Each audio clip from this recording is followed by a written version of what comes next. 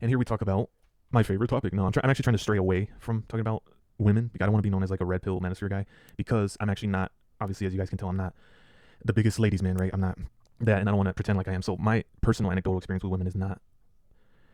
People could take it with a grain of sand, a grain of salt for that reason, but I just don't want to make that my brand. Really, I want my brand to be like music, politics, and sneakers.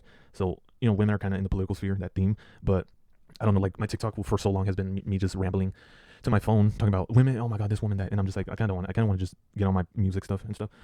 But this has to be addressed because women are the biggest liability, not just like financially, but it's very deep in an existential way because um it's not just the fact that they have this feminist temperament and predisposition with every little aspect that comes up in the dynamics of men women relations. Like for example, the when finances are brought up, they're operating from a position that they become cynical. Like I guess a perfect example would be the tweet I just sourced for this video. But when it comes to like chores, you bring up the reality of what that is. You will have to husband your part. You'll have to husband your husband and cook for him and wash the dishes and do the laundry. And they see that as subjugation, and they feel as though the answer to that is a occupation, and that is the liberation. And that is where they're completely just, not only is that naive and like childlike, but it's also very cynical, and it leads them to become lost because they don't realize that. I mean, it's just as simple. They're just rather than subordinating to their husband, they become subordinate to their career, and they actually have the blinders on. They don't see that there is. I know a lot of men don't have this, but there is some men that they don't want to work. Like I don't want to work for a company. I rather work for myself. I like making sneakers, and I wish I had social profile enough to market them and make a living out of that.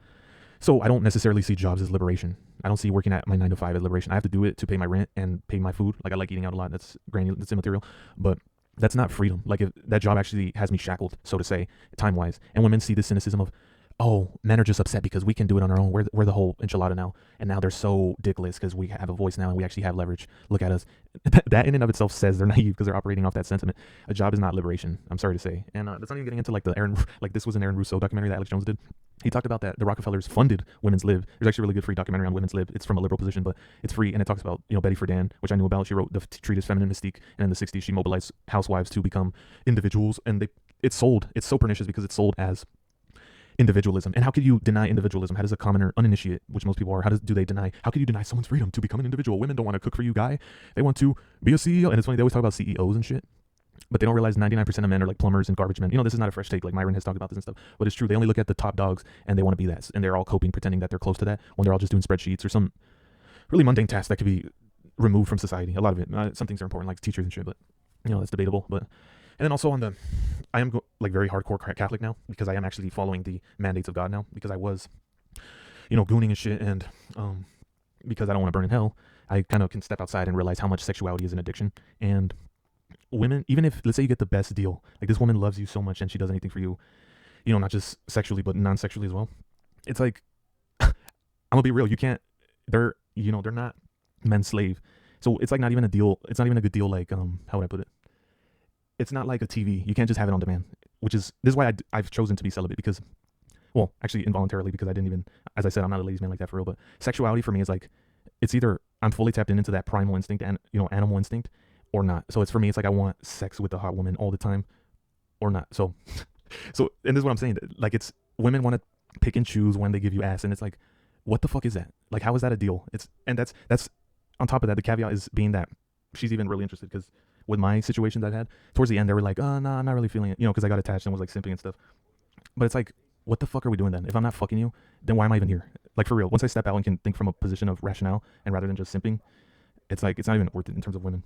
Because, and then on top of that, this is a really good point. It's, stopping all these addictions of sex and stuff, it's really changed my mind or stance on like influence and like the notion of influence. Because I've been like kind of I say libertarian with it in terms of, let's say you're, a good example is peer pressure. Like if someone's offering you drugs, the way I used to think is like, if you really don't want to take drugs, you're not going to take it, right? It's like free to choose thing, libertarian. But in reality, if it's always around you, we're slaves of the flesh. We are going to be tempted.